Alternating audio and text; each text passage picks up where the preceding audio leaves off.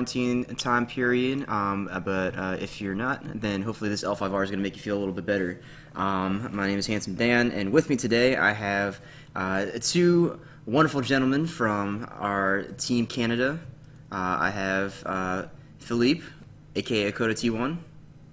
Hey, how's it going? And I have Mark, also known as Zarzuckett. Hey, So you guys are on Team Canada. I know you guys just got done with your first round match for the World Cup. It didn't probably go quite as you expected, but how are you guys liking the World Cup format so far? I know Philippe that you played it last year, but Mark, this is your first year on the team, right? yeah, I was the sub last year, but I actually got a couple games in, so Yeah, he did pretty good with my deck. I think he did even better. So yeah, he's in at his right place with the crane now. Cool, yeah. And so before we get started, talk to me a little bit about how Team Canada formed this year. You know, what was your guys' process for putting the team together, and you know, was there anything that you would have liked to have done instead, or you know, do you feel like this is a good team that you have? we both To basically be, just did. I'll let you go, Phil. no, just go first and I'll follow. Okay. We did self-nominations. You got to sign up for which clan you wanted to play. You specified what you kind of have done in tournaments in the past. We didn't actually get that many conflicts. I think there was only a couple spots that had multiple people who signed up for them. So at that point, it was just up to the people sharing a role to figure out who got to go. So that was either through playtest games or just talking amongst themselves at that point. All right, cool, Yeah, yeah. that's pretty much it. All right, so today we're gonna have you guys playing your respective clans. Philippe, everybody knows you as a lion player. So let's talk about your deck first. So this deck is called Sure. Lion Hand Denial. Tell me about this deck. How did you Yeah. come up with this deck, and you know what's it trying to do here? I come up with that deck like in 2018 or even yeah. I bring it in a cote called from Toronto, and at the time I was playing Policy Debate and Night Raid, like all the stuff to manage the hand. And like at the time, Lion didn't have much opportunities to build some kind of very stable stuff or like something that can really stand for. So I did the 3-3 as I remember, and yeah, I always like the kind of the hand denial stuff, even if it's not that reliable for many reasons.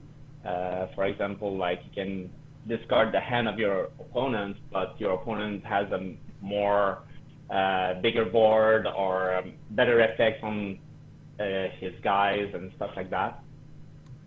Also at the time, like I want to boost the political stats of Lion, so that's why I choose like political rivals, stuff like that. And since Letters from the Daimyos is out, I keep updating the deck without necessarily like playing it a lot. So now I'm just would like to play it again and see how the things goes.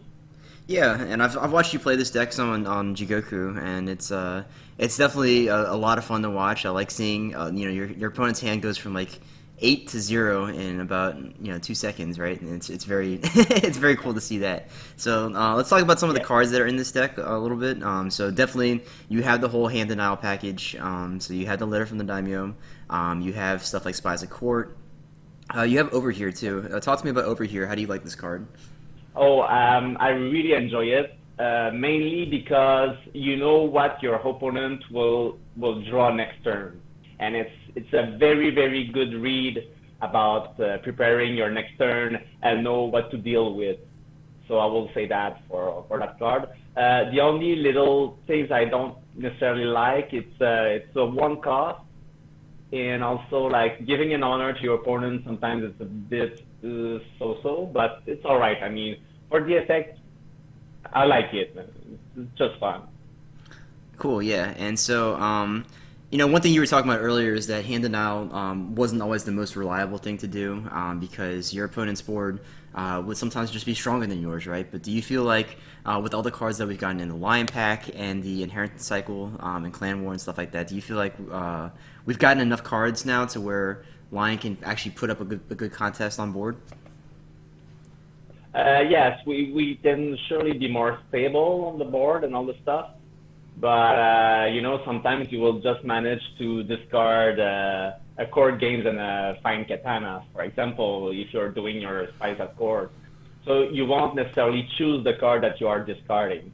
And since over here is out, I just managed to not play policy debate. Instead, I rather play the wriggle bearing stuff just to manage to draw as much as possible, as well as you can see tactical ingenuity with a couple of commanders, and also playing muscle to make some harpoon. And if I'm losing, at least I can bow some opponents, so opponent characters. So yeah, I think now like hand denial is there, and with the lion packs and all the new cards that comes in, like it's fun. It's certainly like fun, but it's a bit lower than the actual meta Okay, cool. for sure. So Mark, let's go ahead and talk about your deck right now. So whenever you sent this list to me, you said this is Old Faithful, and deck list is called Caw Canadian Crane. I'm assuming that this is the deck that you're probably playing for the World Cup, but this is indeed a classic deck that we've seen for quite some time now. This looks to be Crane on Scorpion Splash, looking to kill some people. So talk to me about this. Yeah, I've been playing this list basically for the last 2 years, kind of updating it as new cards come out. Duel to the Death actually really ties the deck together. It was kind of a meme until then, but having it kind of act as a clutch dishonor token if you need it, but also redundancy in your kills has provided a lot of consistency to the list. Okay. Aside from that, the main thing, the conflict deck has basically no skill in it, so I can rely on big dynasty bodies to try to actually win conflicts and break provinces.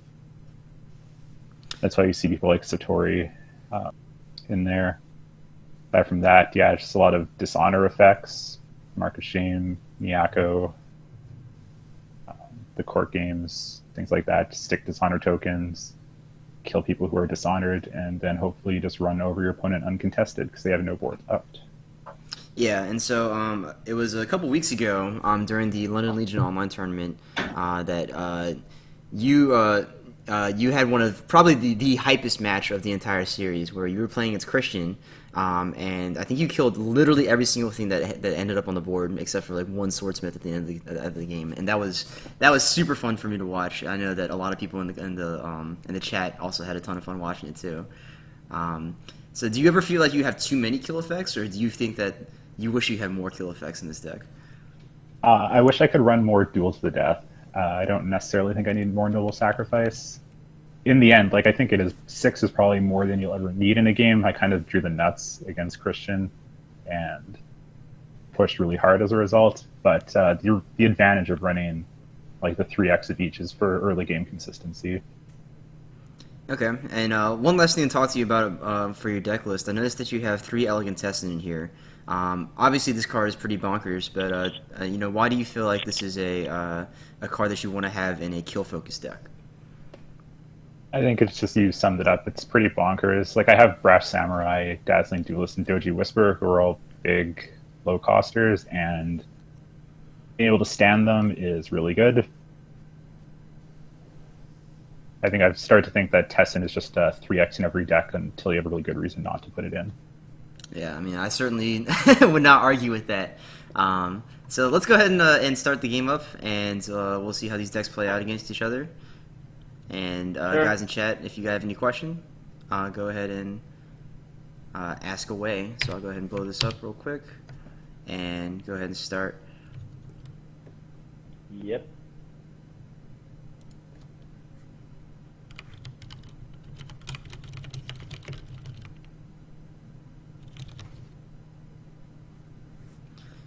Yeah, Action Johnny, your teammate is asking for the link to your match against Christian where you obliterated him. I'll provide that link for you later, Dan. I'll make sure that you see it because it was definitely a lot of fun. So Philippe, talk to me a little bit about what you're looking for in your opening mulligans right now. What's the ideal setup that you want to find? What do you want to start establishing early? I just want a little character like to open with. So normally I'm just opening with I'm trying to find the prodigy or stuff like that, and then after just getting the fade while passing. So it's pretty much what I'm looking for. Hand, I'm just depending. Like I know, like Zarzuckett deck is a lot about the dishonor stuff and killing your dishonor guy. So I'm just willing to get maybe at least a prepare for war or stuff like that, or games. That's to honor me.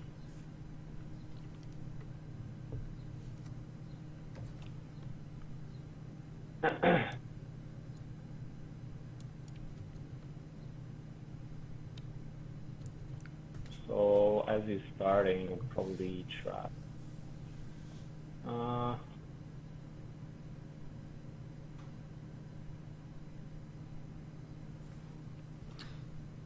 And Mark, while Philippe's deciding what to buy over here, talk to me about Chancellor's Aid because I've seen this deck pop up in a couple of decks now.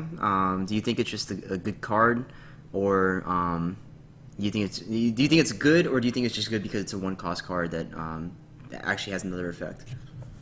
I think it's just good because it's a one-cost card that actually has text, and it pokes both military and political without needing anything else, whereas Callow, you need Bonsai to poke mill with it. I found that core key is pretty good because compared to the Unicorn one, you'll draw a card, but now you can already manipulate the hand of the other. I wish I got that for my deck. Yeah, this seems like it would be really good in Philippe's deck.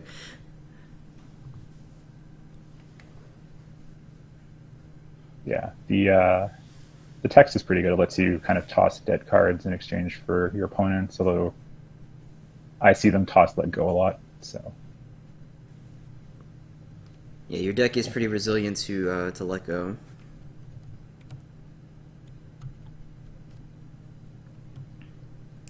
And I guess talking about that for a second, so do you think that your type of deck with the kills, do you think that it's more or less resilient to open deck lists, right? I feel like a lot of times some deck lists rely on surprise in order to get that upper hand on your opponent.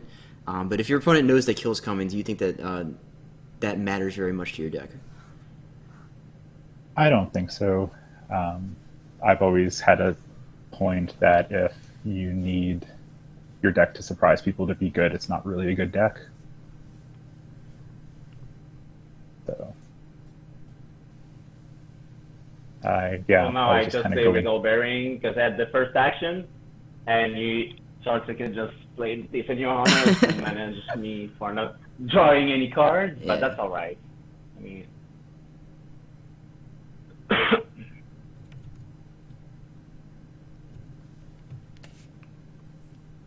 Yeah, I don't know, like, I play a lot of this deck in locals. Everyone knows what I play.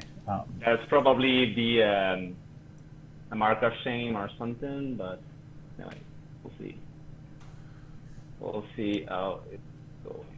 So. All right. And Marco, so talk to me about your locals. Where's your local scene? I know, I've met you a couple times at Worlds now, but I don't know too much about, where do you play normally? What's your scene like? How many people are there? And that kind of stuff. I'm sorry, Dan, but I have some hard time to hear you. Like it's kind of like having some feedback. So if I'm not responding, don't take it personal. Sure, no problem.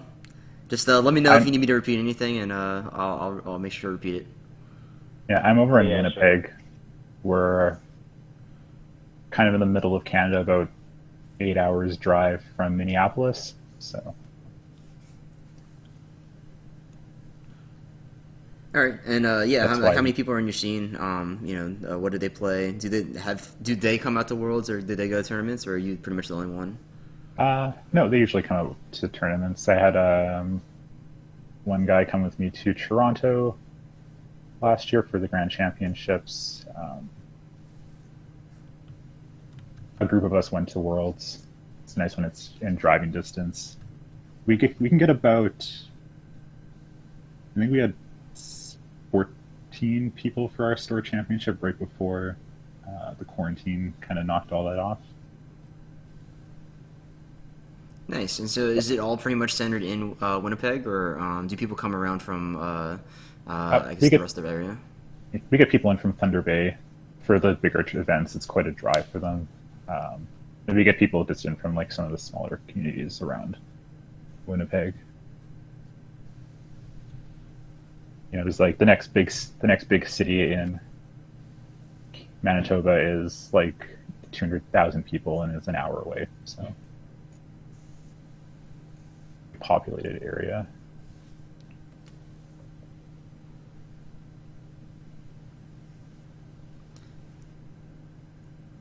And so, Philippe, I noticed that just like you were saying earlier, you took these honor effects because they definitely are going to help you out in this matchup for sure. Two tactical ingenuities to get two honor effects seems pretty good to me. Yeah, exactly.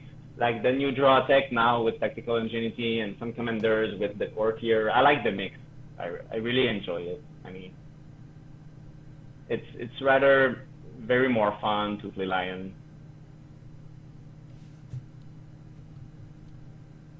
Okay, done. Now I'm gonna draw my card because I totally forget. Chat saying Winnipeg is also known as the middle of nowhere, uh, and saying that Winnipeg is very bleak.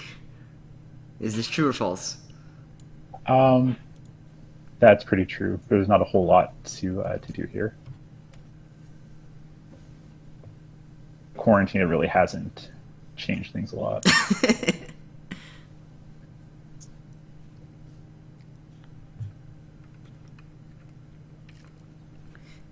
So, Mark, another thing I wanted to talk to you about was obviously this wonderful platform that we're playing on right now is known as Jigoku, and recently I know that you've joined the dev team for that. So, first of all, thank you for your work on this. I know that you've been putting in a ton of work to make sure that everything's running correctly. But talk to me about what I guess it's like working on Jigoku. How'd you get started there? So basically, I wanted to learn JavaScript. I am a software developer, so always looking for new ways to kind of expand my skill set and knowledge base, and obviously passionate about L5R, and saw a good match there to learn JavaScript while also helping to keep Jigoku up to date. It was kind of at a time when there was a lot of cards coming out. This was during the clan pack blitz and also the end of the inheritance cycle, and so there was just a ton of work that needed to get done. A lot of, I guess, time and resources to put on, so it was welcomed effort at that point, and got started that way, and then I've been keeping it up because it's actually kind of fun. Yeah, cool. So what's the turnaround time like usually? So you guys see a card, say like you see a card in spoilers. Do you immediately start working on that, or do you wait until the pack is out for you to actually start putting in the work for it? It depends a lot on time. So, like if I've got a couple evenings free with no plans, I'll put a movie on and add the spoiler cards as an example. So like right now we have the spoiled cards from pack 3 and 4 implemented, but we haven't done pack 5 yet, since that's quite a ways off at this point. 30 minutes per card. Some of them are obviously faster. Some of them take a lot longer. Like Season of War took several days. I have to imagine, yes. Yeah, Yeah. So, that's kind of the exception. There's very few that take that long. so what would you say is the hardest card you've had to code so far? Is it Season of War or is it something else? It was I think it was actually Negotiation Table, which I'm sure no one has ever played. I actually completely forgot what the card does. Is that which one is that it's not a unicorn card, right? No, that's a crane It's a card. crane card, okay. That's the multiplayer one where you use it and then your opponent gets to pick if they want to stand a guy or gain a fate or draw a card. But they Oh, can okay, pick, right. It's the modal card. Gotcha. yeah, but they can pick as many options as they want, and it's just was a disaster trying to they can only pick each option once though, and so you have to dynamically create the list of things that they could pick from and track them, and then you have to resolve them all simultaneously for them, and then all simultaneously for you, and it was a nightmare, and no one ever plays it. Ouch. Into the Forbidden City. Yeah.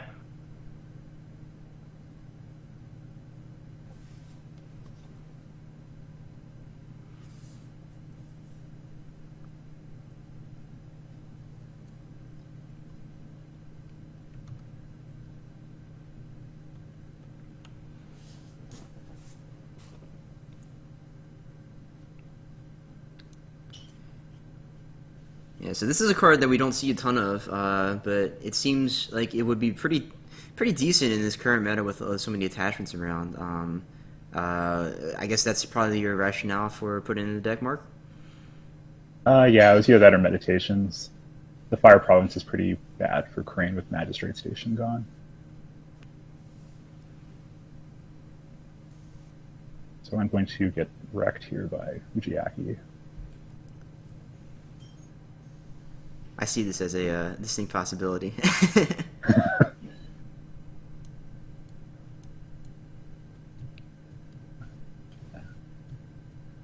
Boo. Oh boy. All right. I'm gonna do this.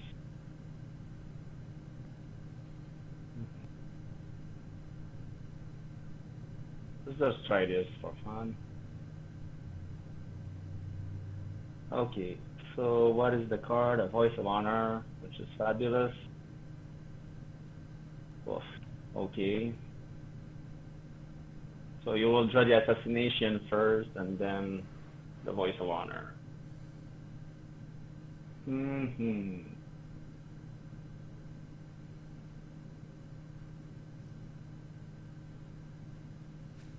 Yeah, I think I'd rather just honor my guy before you play your Mark of Shame, try to bully me.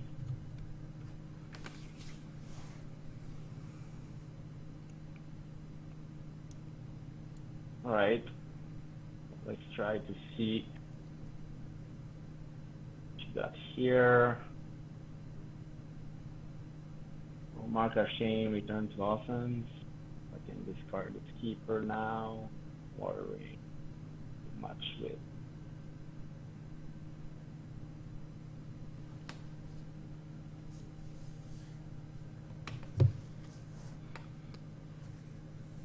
So Philippe, talk to me about your L5R background. I know that you've been playing this game for a very, very long time. When did you start, and Yeah. how did you? I guess what's your history with the Lion Clan? And I started when I was like 14. That during that time there was like Obsidian, a kind of a reset core, if you want. It's just like you could play like the actual arc or meta, but it's just like a basic like a kind of box core, if you want to say it like this. okay, Because that time it was a CCG. So yeah, it was a little bit after the first beta went out, maybe 2 years after. So, and yeah, it was a good experience, and it was super hard at the time to get the cards. I mean, there wasn't much L5R anywhere. So you really need to get to the place where it was the capital of L5R in your area. So yeah, I become really more competitive during the arc of Diamond. It's around 2000. So we're just making some small tournaments and everything. And I became at my most level known when there was a program called L5R Sun and Moon, so we can play online. Okay. And it was good. I mean, because I really upgrade my level. Because it was you didn't have to take all your cards out of the box and try some stuff and trying to know if your dynasty was okay or anything like that. You could just like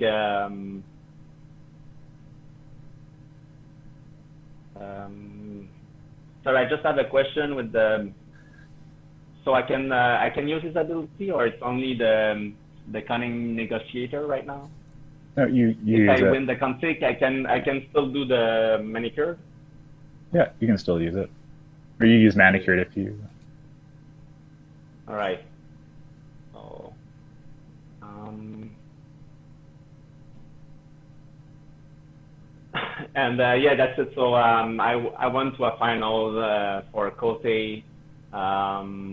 Like I always been harsh, really hardly competing, and yeah, I played like so much years.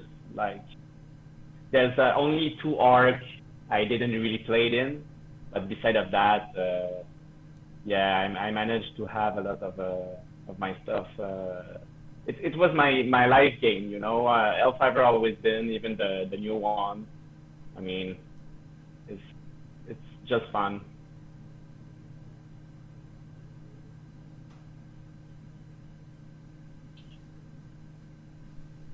That's pretty much what I can say. I mean, I managed to do a lot of. I'm more a deck builder than a great player, I could say. Like I know I influence a lot of people or managed to make the game as a new errata because I was finding some kind of deck that was really like just stupid at some point.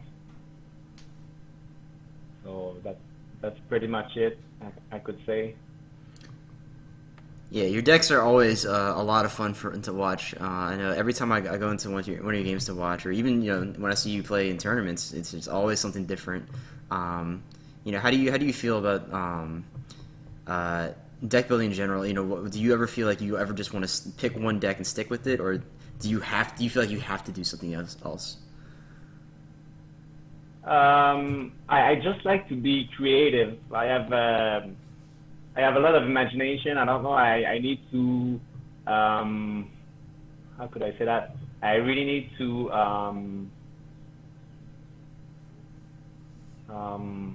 I need to make it successful. Like when I have an idea, I want to put it up and work on it, and always some new ideas. Like for example, like on my Jigoku, I always have tons of decks, and even some like they just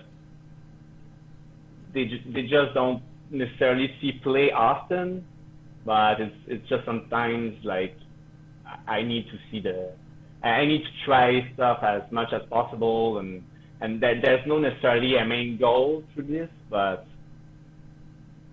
it's just something fun and like I don't know. I just have the idea to do the build, and I just go hard for it. So that's what I could say. I mean,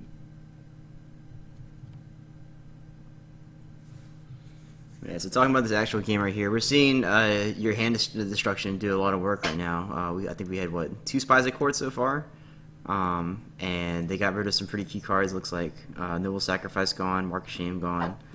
I know we saw I think both return defenses got pitched to discard effects, huh? Yep.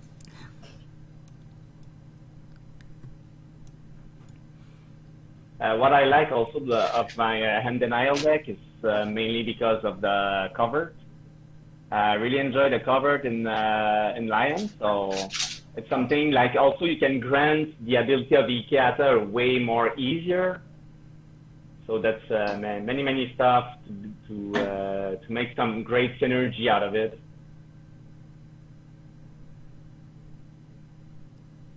I think that's a great flop. Yeah, it seems pretty strong. If I saw this flop, I would be very, very happy. Yeah. So, Mark, I guess in situations like this, right? So, your deck is kind of dependent.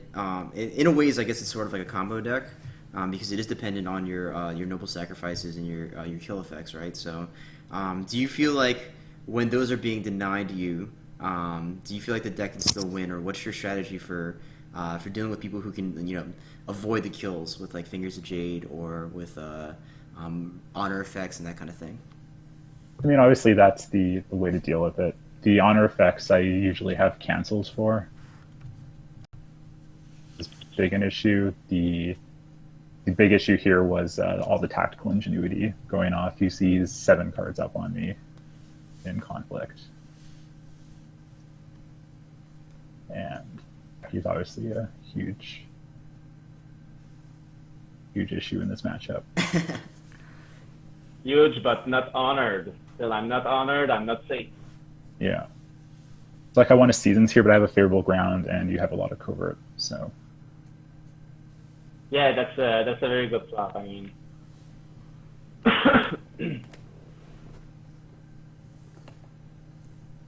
um,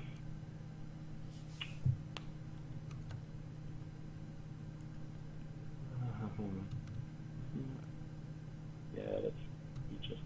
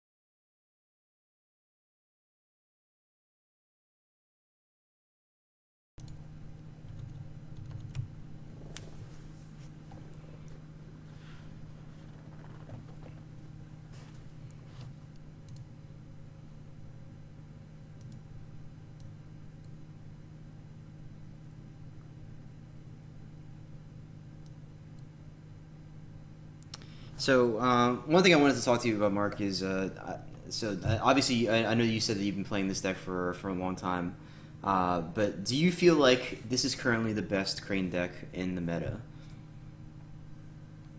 I think so, and obviously the thing there is that's because I don't think Crane is in a great spot right now. All the things they try to do, other clans do better. They have a lot of dual tech and dual synergy that relies on being the biggest people, but Dragon, Lion, Crab all tend to be bigger all the time. And so there's not a whole lot you get to do with that set of the card base. And yeah, there's just like the standard tempo deck is just not as effective anymore, I would think. And would you say that's because you think that the meta has changed and sort of left Crane behind, or do you think it's because of the restricted list?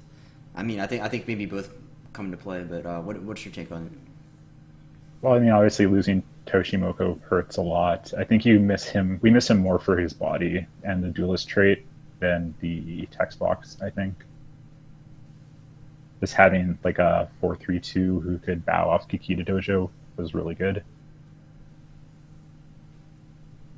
essentially he is our best statted character, and to lose him really hurt. And obviously Station's not healthy, I don't think, although with Common Cause and in service, you can make an argument that there's a lot of stance in the environment now, and you don't really need to keep Station on the restricted list.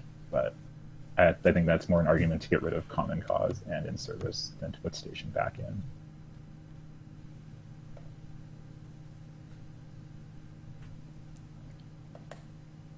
So we'll see if I'm dead here or how this goes.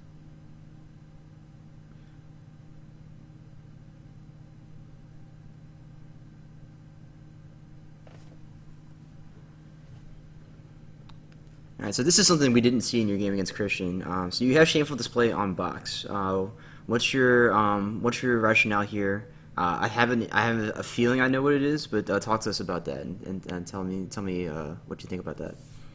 So basically, because I'm on 6 kills and late game, I tend to see them. Having Shameful Display is my highest value province, and it's my easiest one to defend. And so I run it under the box because that.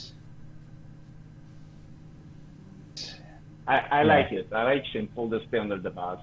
No matter what, even if you're not playing crane kills or anything, it's just so much value out of it. Like sometimes can make a 5 difference. So yeah, like if I can defend this, it's entirely due to Shameful Display. No, yeah, you will take advantage, of course.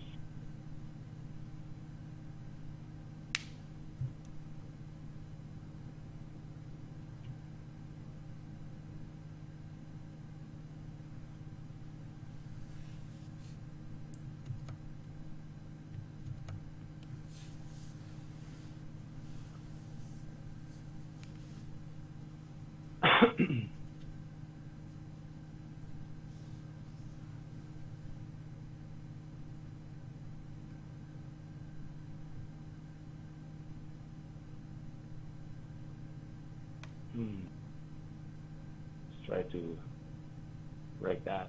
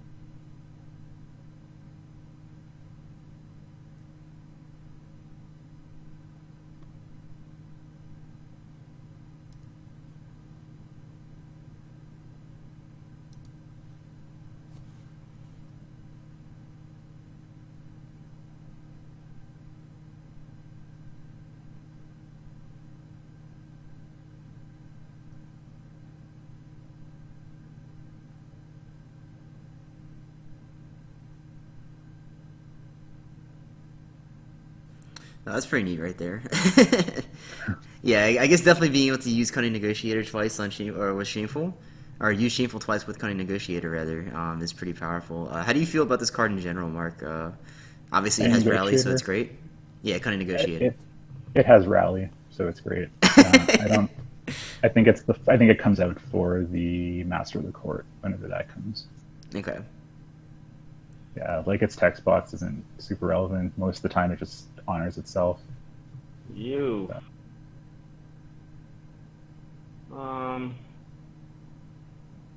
That's a bad flop. That's why I'm not a huge fan of him, but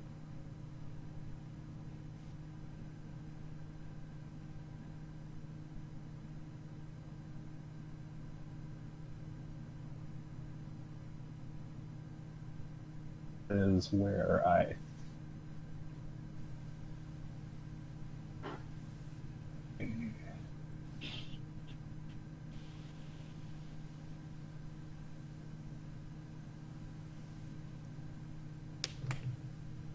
I'm just gonna do this. It's a fun game. We'll see how it goes.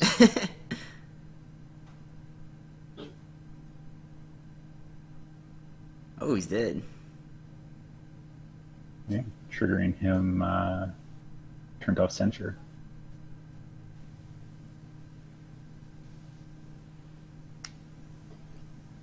Yeah, so it looks like the conflict will still go your way. Philippe, one thing I wanted to ask you about this deck. So Mark was talking about In Service to My Lord earlier. I noticed that this deck doesn't have it in it. Is there a reason that you didn't want to put it in, or how do you feel about the card as a whole?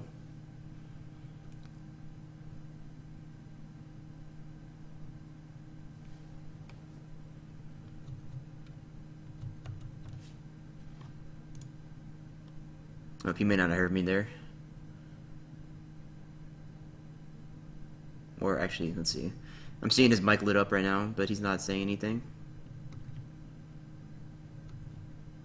Let me message him real quick, or I'll let him know.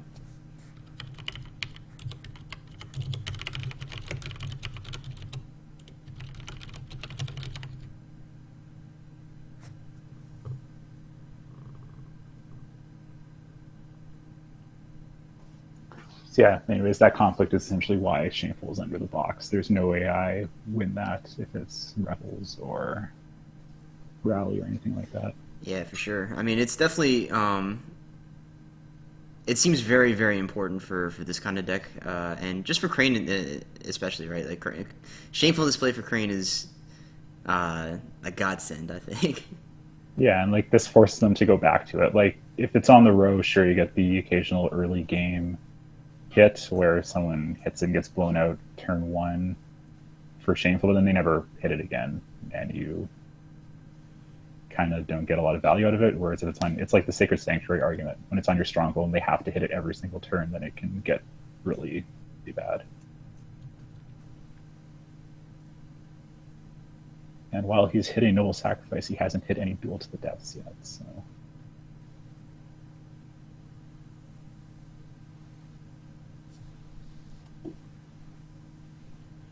Yeah, and this deck, obviously, since you went to Dishonor effects, is running the new Yoshi. Do you feel like he's been working out for you so far? He is very good. Yeah.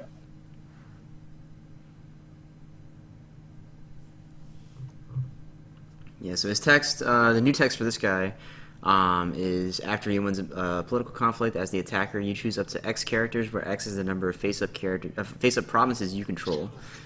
So right now it would be 4. So if you bought a board of 4 things, you're going first player. You can just attack him with Yoshi and dishonor 4 things. That seems pretty bonkers to me. Yeah, and he is also 9 skill, so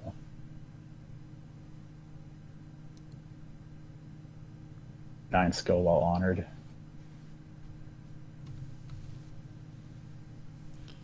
Let me see what I can do here in the background to try to get Philippe back into this call.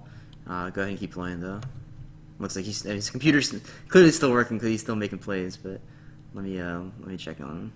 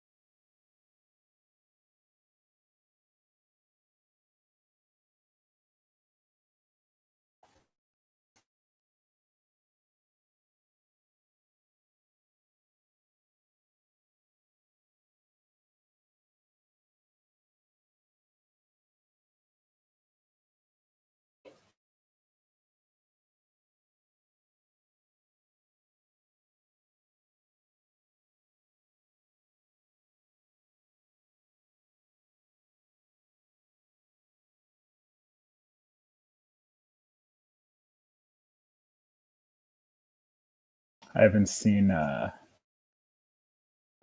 Phil's list. I don't know how many conflict characters he runs, but see how this goes.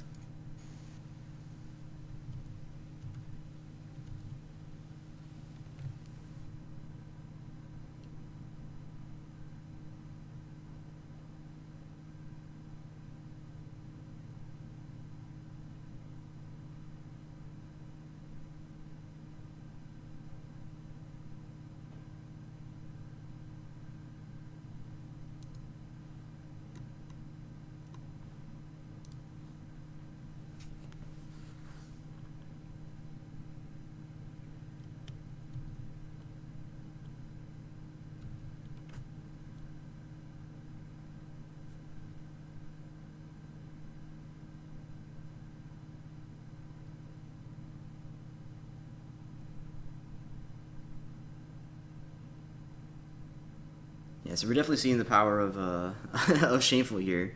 I think this has almost been like Sacred Sanctuary-esque, where Philippe is just brick walling into this. Yeah. And it seemed like things were going pretty rough for you, but now, just thanks to the power of Shameful display, it seems like you've actually been able to stabilize a little bit here. A little bit. I wouldn't call it stable yet, but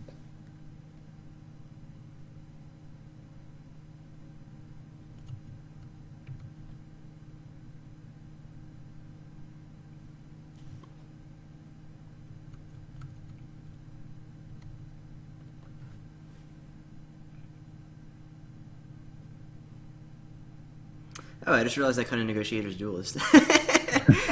I guess I've never seen a Conan Negotiator. I just trigger Kakita Dojo before, but it is a duelist. That's actually pretty neat. yeah, it doesn't usually matter that much because she has one military. Yeah, but I guess in a situation like this, you're at a point where the military stats are low enough, or they were low enough for you to actually trigger the duel. But now the Sagatoki has been killed. Yeah, that was rough. I got a two-way alliance ready for battle and a prepare for war out of that.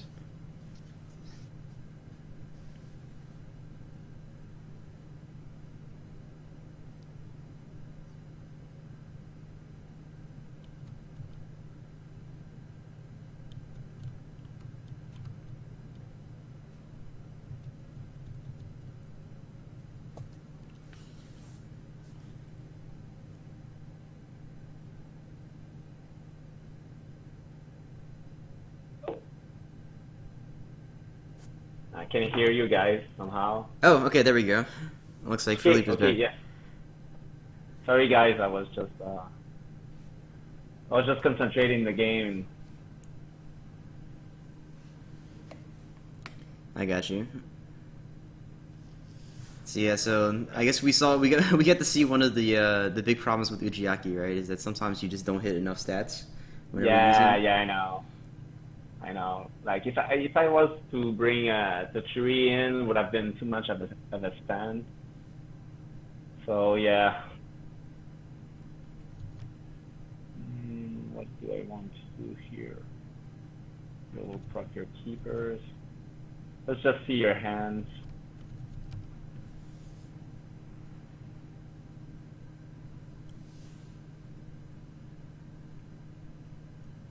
Then you will dishonor me again.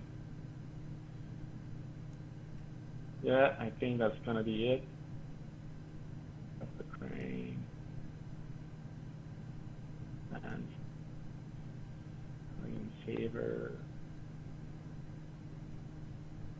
Yeah, that third noble sacrifice really nailed the coffin. Yeah, that last one especially was really rough. The Ujiaki one, Yeah. I think you were okay with, but this last one. Yeah, indeed. Indeed, now I need to do some bad stuff. Yay. I don't know what to get out from your hand. It's just probably a banzai. But I think it has to be bonsai, right? Yeah. So I get two keepers here, and if you attack, I have to use Satori to block, and then I get to attack with a keeper and bonsai to break anything that's not Yeah. range. Definitely. If it wasn't from your favorable ground, I should have been okay. Like, Yeah, favorable ground. For those who it's aren't not running fair. favorable ground. It's not fair. Let's be honest.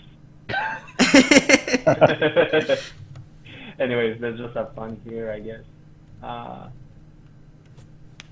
Up. Let's try to. Still get some stuff here and there. So let's see. Chad saying you should ban a favorable ground. Look, this card is really good, and anybody who isn't running 3 of them, I feel like you guys need to take a look at this deck list and maybe consider putting some of these guys in. They're very strong cards. Okay. I'm gonna hit it or not. Boo. Yeah, I think that's probably game.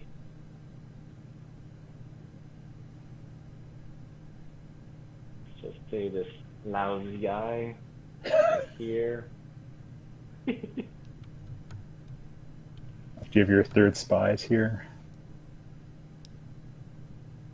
That'd be pretty dope. Didn't I play 2 So got it. already? Yeah, you played 2 already. Do you have 3 I or you have played 2? No, I played 3. I guess I'll Yeah. Oh, you did play 3 already. You're right. Yeah. I guess I'll block, see what his stronghold is, and then have Satori for next turn. Sure. I'm super okay with that. Alright.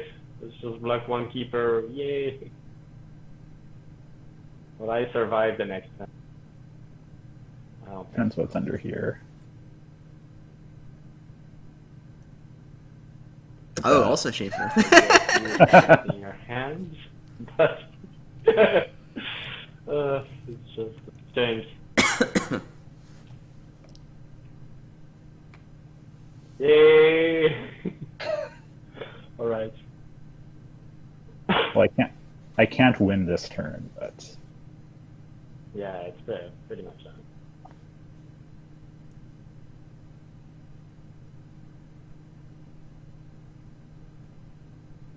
Alright. this is the. I'm never sure if I should keep Season of War in this situation. I think I should have went with the IKEA Town Military when I have all the Ujaki and all the stuff. Yeah, That could have been better as water. just to have But that extra anyway. body. I just wanted to go for all in just to see how that's gonna happen. Mm-hmm. All right, a little loop here.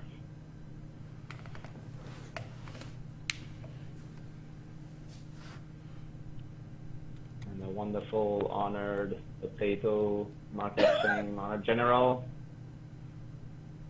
Yeah, let's just put some fades in case that matters.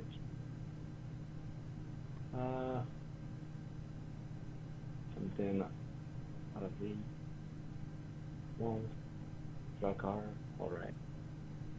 All right, here we go. The last stand. Yeah.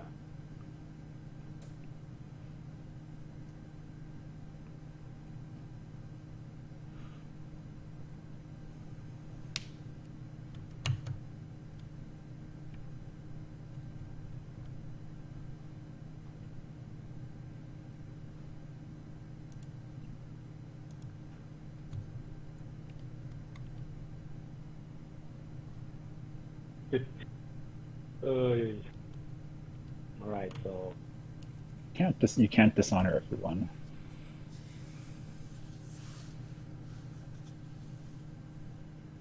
try to play away.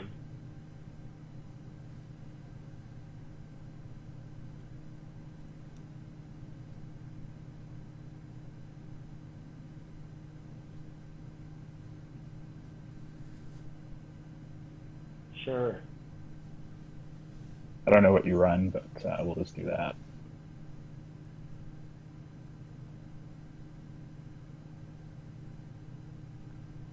Probably have ways to honor, but it's not like that's gonna change a lot. Just do dazzling and you won. Yeah, good game, man. That was great. Yeah, that was actually a pretty good showcase for the resiliency of the crane kill. You know, a lot of the Yeah, time sure. your opponent will beat you to stronghold, but Shameful Display is extremely strong in this deck, and you can hold people off at it. Yeah, cool. Yeah. So let's go ahead and play one more game, and just so we can get a little more insight into the decks, and we'll talk about them a little bit. Go ahead and make a new one. Same password.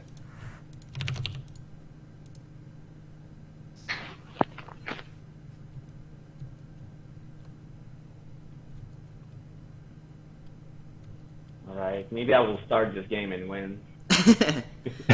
Yeah, I mean, it definitely looked like you were very ahead for a second, and then Yeah. just once No, you, I should have go with Ikata military and covered Satori. So in case I just lose, well, I vote like Yoshi or not Yoshi, but the something for sure.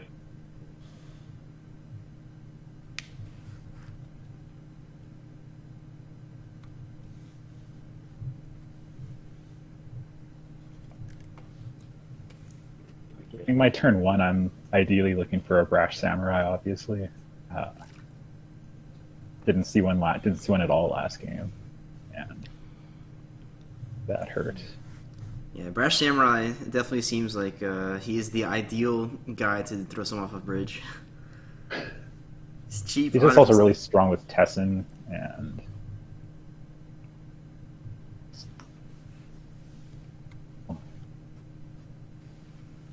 Yeah, I would say probably there's a maybe ball. one of the strongest cards to be using with Tessin, at least currently.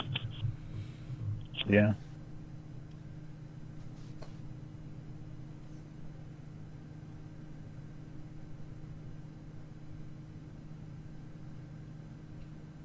Just get destroyed by a Lion's Pride Brawler.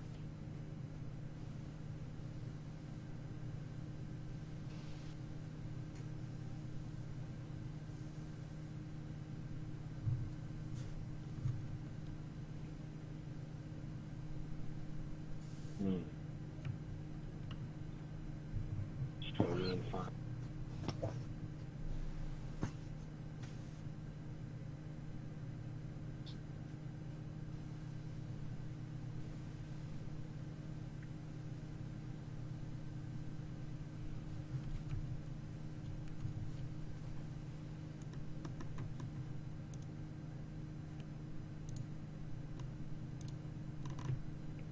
Please.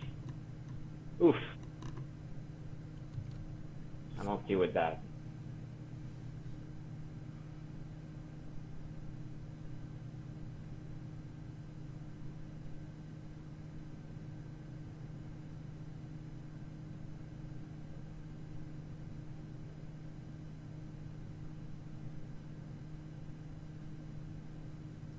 Yeah, favorable ground once again showing its value. Yeah. Run away from conflicts if you need to. Yeah, indeed.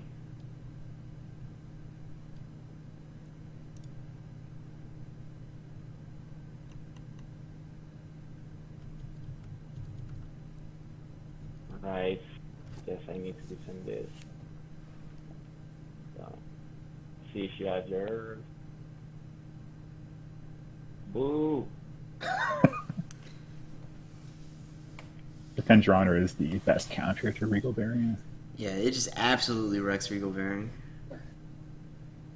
So it's one of the reasons why I think that Regal Bearing probably doesn't see a ton of play right now. It's just with so many people on Defend Your Honor, it's very easy to go ahead and counter it.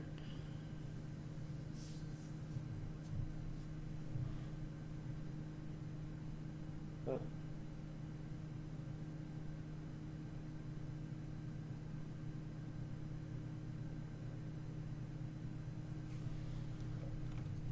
Oh yeah. Right. Let's try to be a bit ballsy here. Okay, I like it.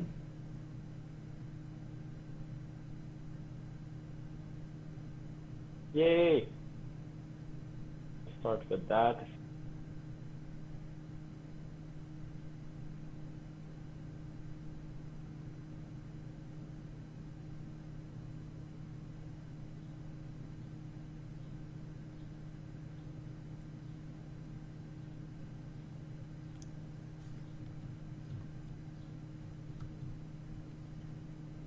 No.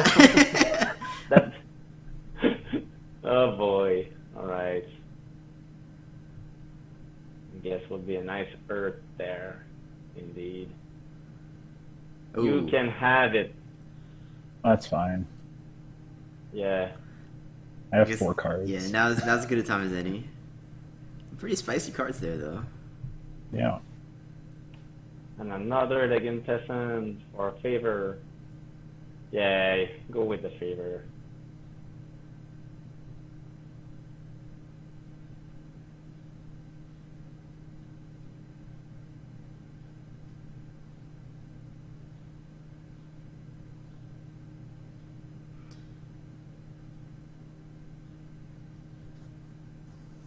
Counselors isn't a great trigger on a hand denial deck, so Yeah.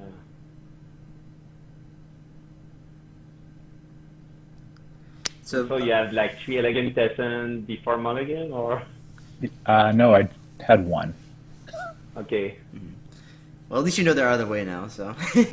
Or there's still one left, which you at Yeah. least know it's there, but nothing to use But it they on. they did their job though. Hmm. The Tessons are there for early tempo, so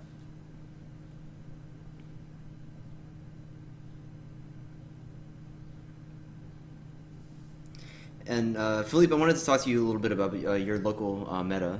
So, do you play out of Montreal, or do you play? Is it somewhere else in Quebec? No, I'm playing only in Montreal.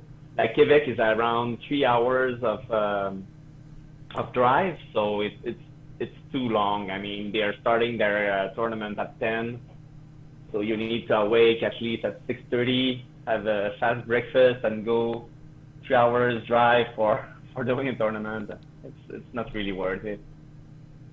So, how many So players do you have locally in Montreal? locally, like I will say, the stable we're around 6 to 7, and normally we're around 12 when everybody shows up. That's about it, I will say. And yeah, sometimes like people from Quebec coming to Montreal or from Ottawa.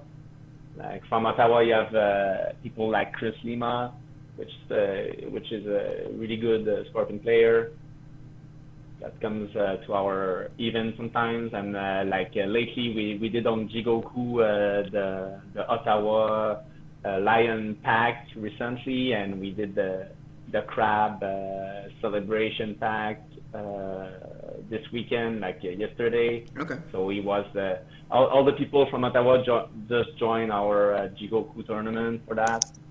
It was great. I mean,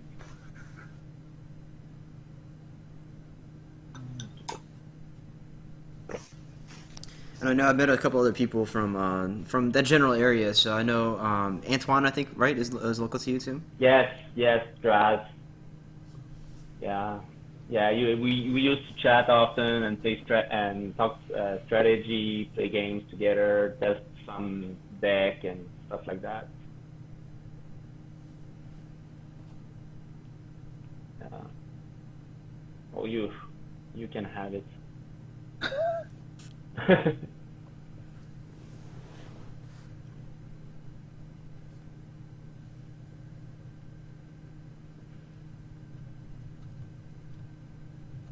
No, my turn.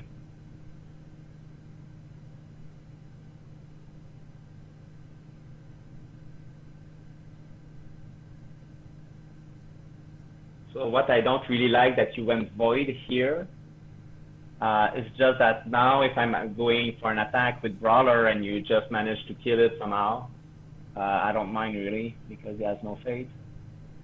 So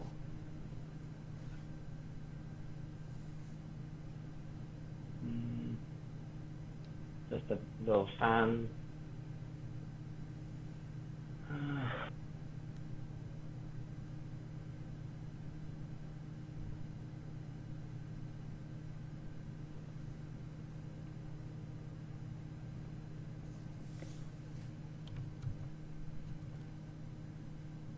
it's gonna go break up holding authority. Yeah.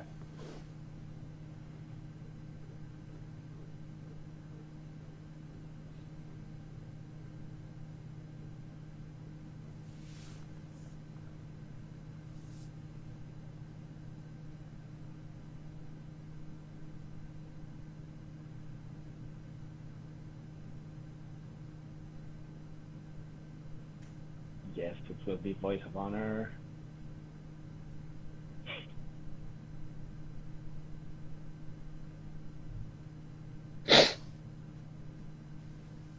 Brawler is so effective in that game. I mean, for Lions, Yeah, it's hard to not play him. I mean, yeah, she's always been my favorite card. I've always said that she was the one who got me into the game in the first place. yeah, indeed. And the drawing also is just astonishing. I mean, you trust the Lion Clan by seeing her. Like, all right, so I'll pass. Trigger this first.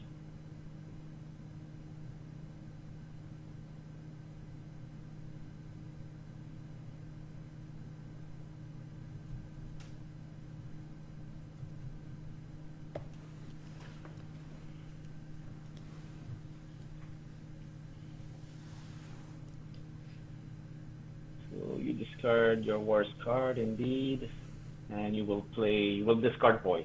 If you want to voice that, I'm okay with it. At least it's the discard that goes off. All right.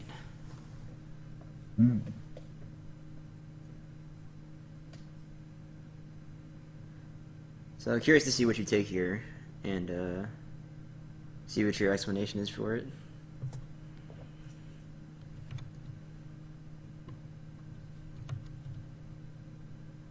I think the short-term one is different from the long-term one, and the long-term one is going to be like prepare for war.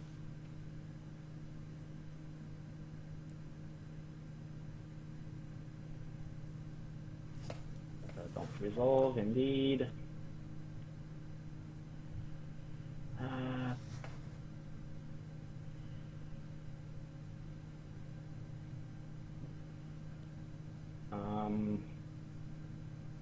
I know there's some cards I don't like from your hand, so I have no choice to go Earth, which I think is the best choice, and I don't want you, Negotiator. I don't want to negotiate anything.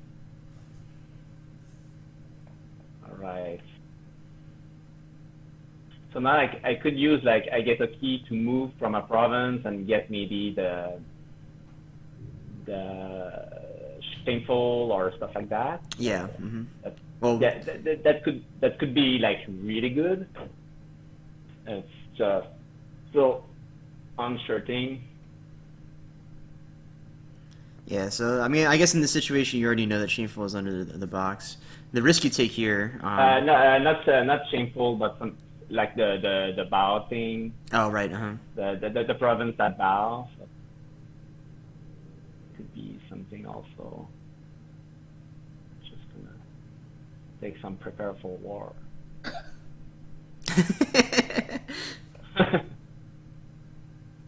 Yeah, I think discarding the Negotiator. The Negotiator is really super hedgy in your deck. I mean, I like it. Oh yeah, finally. It's not like I'm really afraid, but if you can trigger it and resolve it, it's a super hard. Yeah, it's one less thing you have to worry about there. Yeah. It's just like in case that matters. Yeah, I think I'm gonna keep that this way.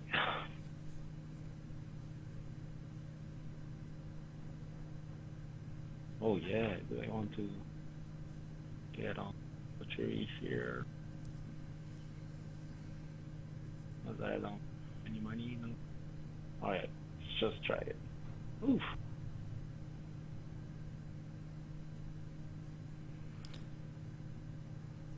So Philippe, how do you feel about Tatsuri now that he's gotten the errata to where he works on defense? Oh, it's amazing. I mean, that should have been done way before longer. I mean, it's just amazing. I'm super happy about it. It's just awesome news. Yeah, I've been testing Hataru in a 7-fold proxy deck, and the ability to trigger on defense is actually really good. Yeah, I think that was when I noticed it first, was when I was playing Honor Lion, and I was starting to basically use Tatsuri, like display of power, and I was like, man, this is this is actually really good. Yeah. I love this so much. Yeah. It's especially extremely good in honor. Because in honor, like if your opponent's starting and he goes air, somehow military, and you manage to have a touchery in front, it's obviously very, very good. All right. So I guess on the subject of Taturi, I know you said that you were testing Hotaru in the new Stronghold, but have you did you ever consider putting her in this deck, the kill deck? The issue in this deck is that I really only have space for one big political 5-drop and one big military 5-drop, and Yoshi Kuwanen is better than Uji Hotaru. Okay, that makes sense. Yeah.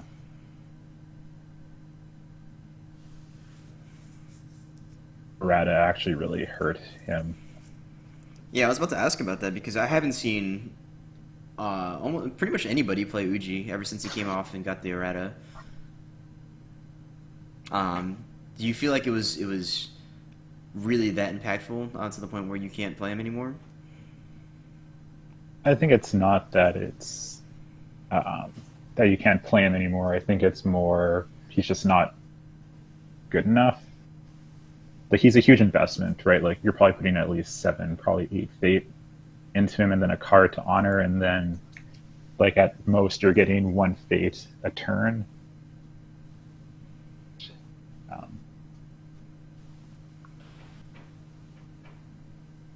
It's definitely not like those who serve levels of broken at this point.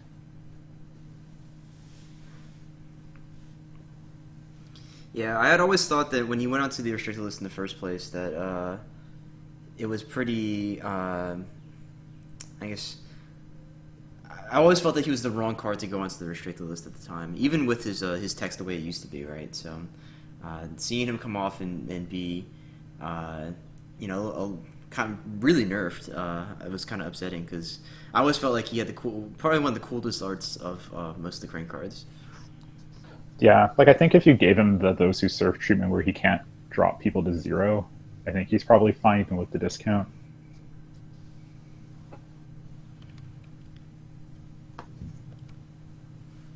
But I just think you just don't want people spamming 1-drops, especially with Wealth of the Crane coming to then festivals to honor bomb.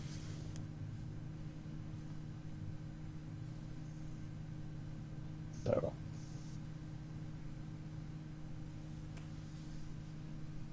I can see why he's errated because of that.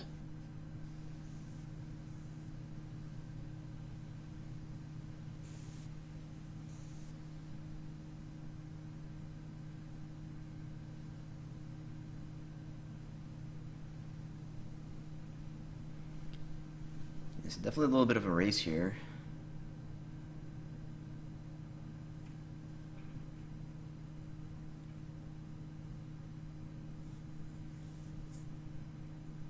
The political rival is so good still.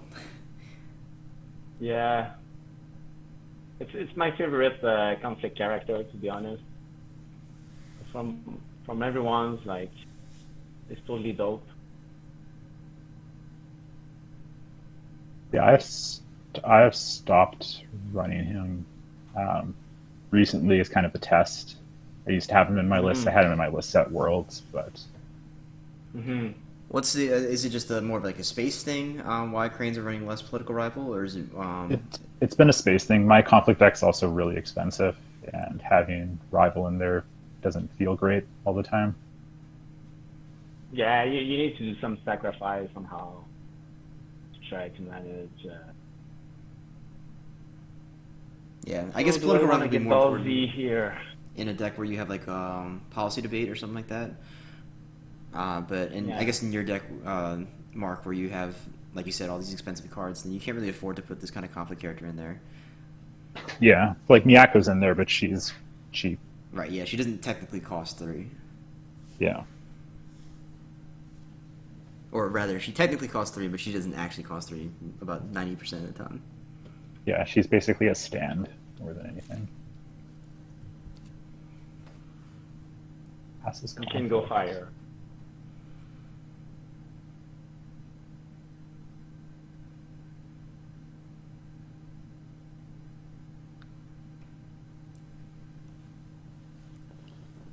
Yeah, passing the conflict seems seems okay there.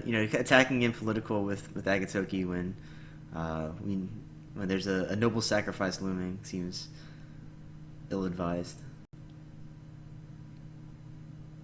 Well, actually, he could have passed just to not let me draw more cards this turn, which maybe wouldn't have been that great, but you better. Yeah, I'm debating not better attacking because of tactical ingenuity, but yeah, you better do some pressure, or otherwise just lose cards for losing cards. yeah. Why don't you go fire? I get For the, the favor, you want to try to. Is that possible? I have I to don't think. break it to get there. Oh, yeah. You probably have a 2 to 3 mark of shame in your hand. Maybe there's one in the discard. No, not even. See what's This is a going on fun game. here. I'm curious. We'll see how this goes. It's a really good match actually. I like the rivalry between Lion and Crane, and I think those two decks are really compatible for the fun thing. Same.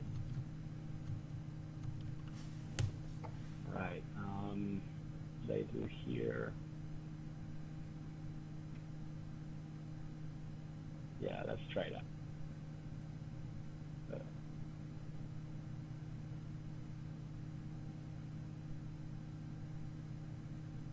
To be a guy honored in the conflict or not?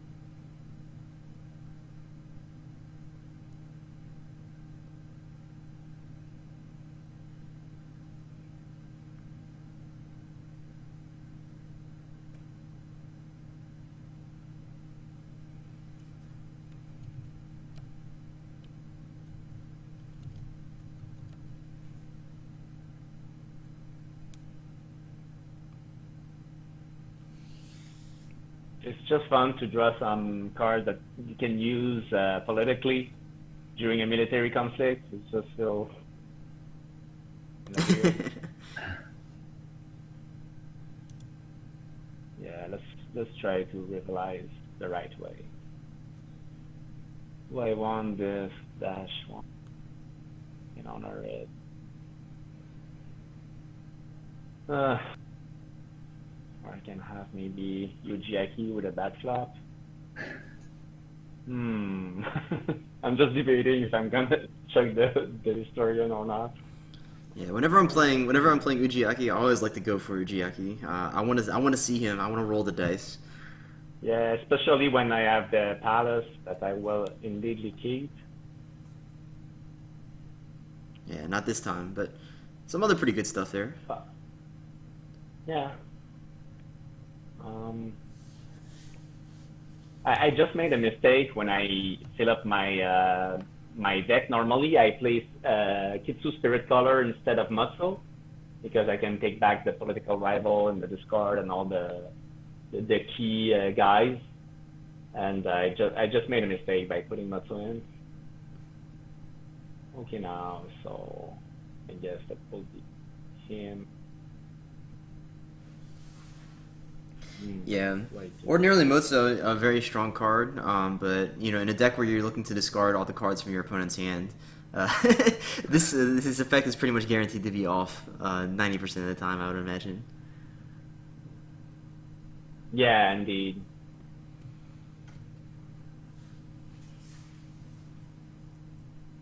Phew. All right. Pass, I guess. How much here? 4.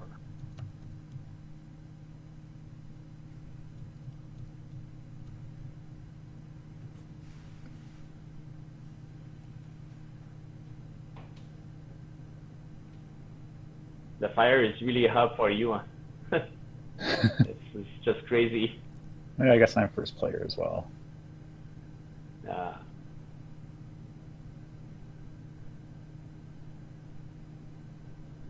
oh, sneaky, sneaky.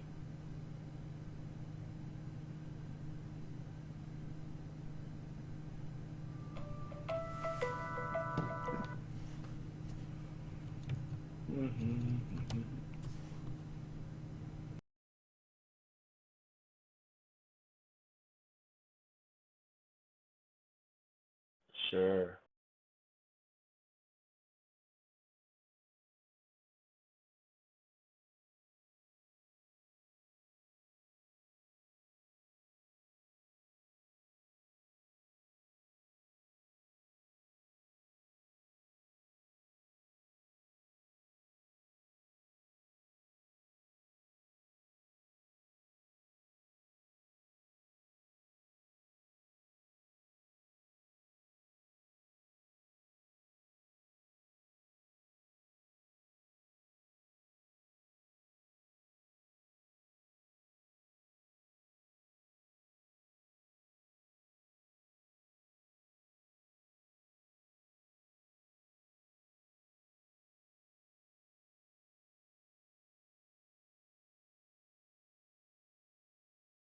Mm.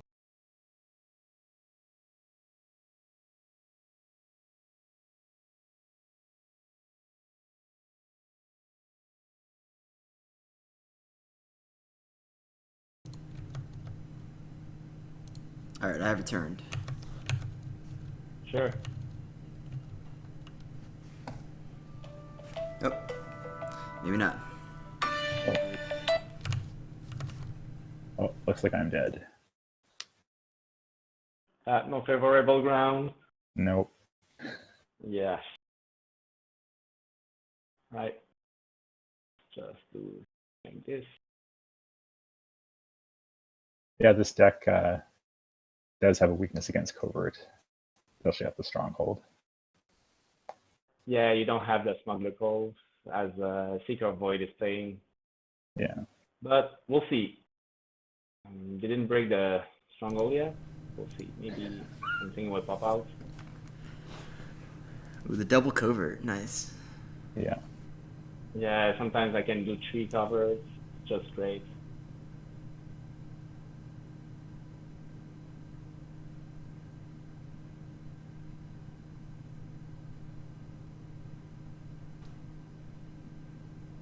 Yeah, I can still use him before he's going to die.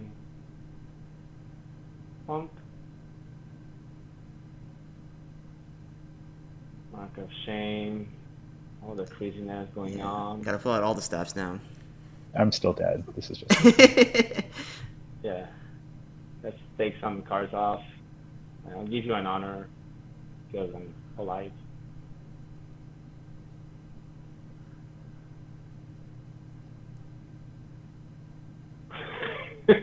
Ah. Oh, yeah, over here is not max once per conflict. No. All right, we got That's one. kind of cool. It's Yeah, just that no, I want to know if we're going in another turn. I'll know exactly what you draw. Anyways, Yeah, I had you without the second covert, I think, but holy. Good game. Nice. yeah. All right, yeah. So there we have it.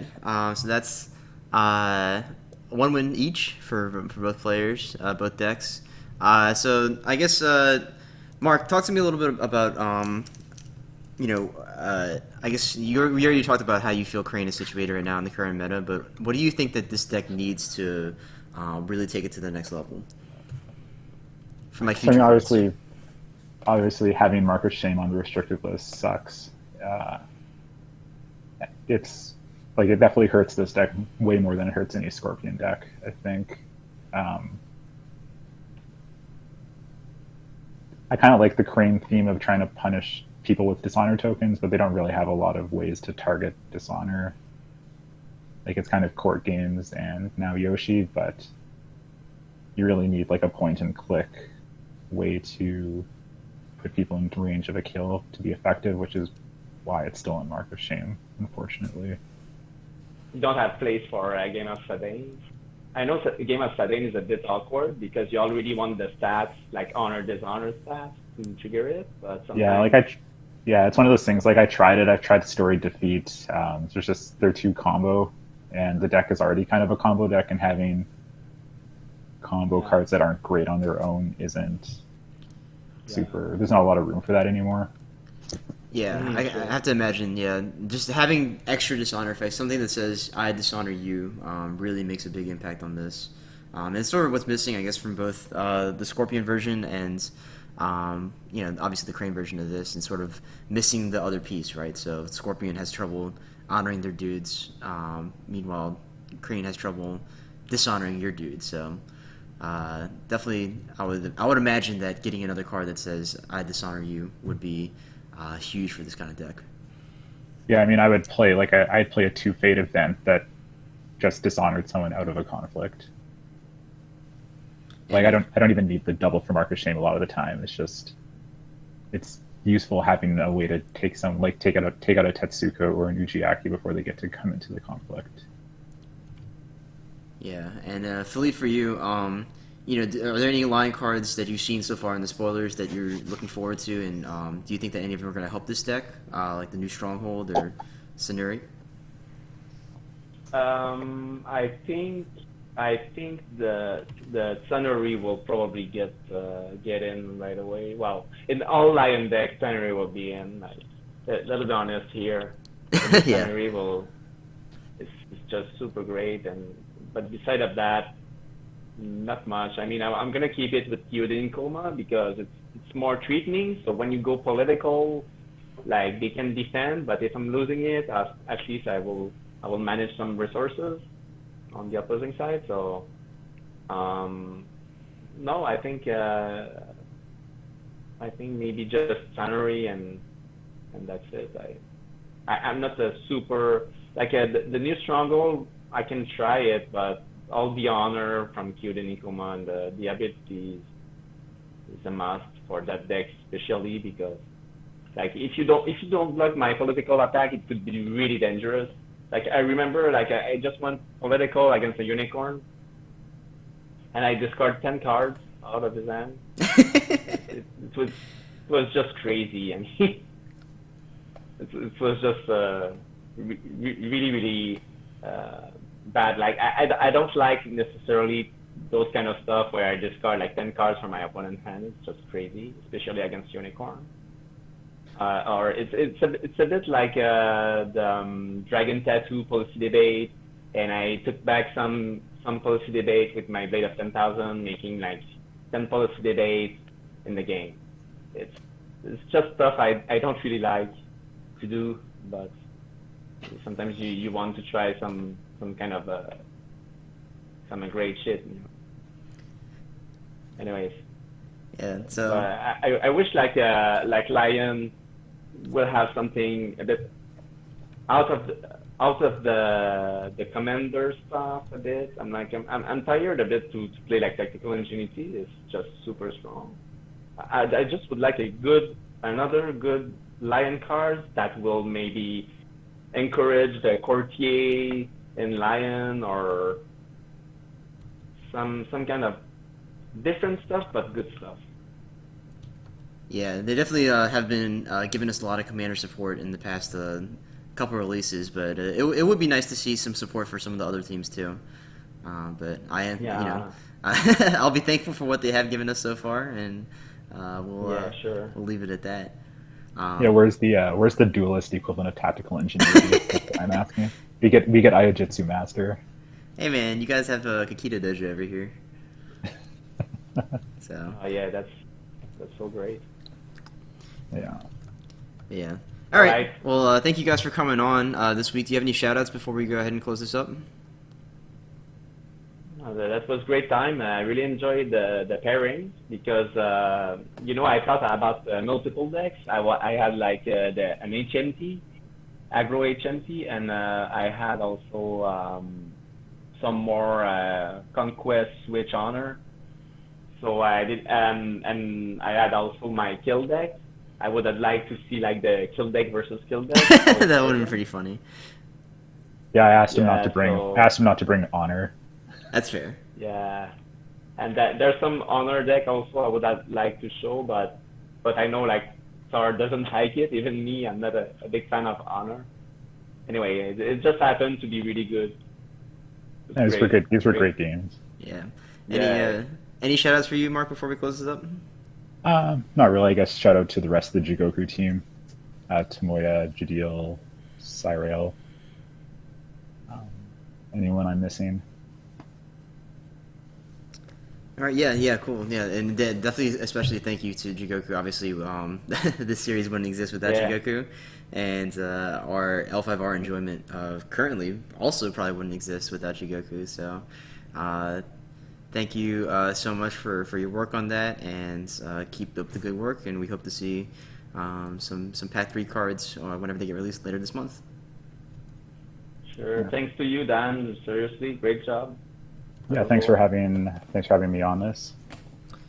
Yeah, no problem. And for anybody watching, or for anybody who is new to this, you can go ahead and check out the VODs for this on my YouTube channel. And I'll be posting the links once they're up on the main L5R Discord. But otherwise, stay tuned. There's generally about an episode a week. So next week we'll have some new decks for you to take a look at, and some new players for you to hear from. So thank you guys again for tuning in. Thank you guys for being on the show, and we'll catch you guys some other time. Thanks. Yep, See ya. thank you.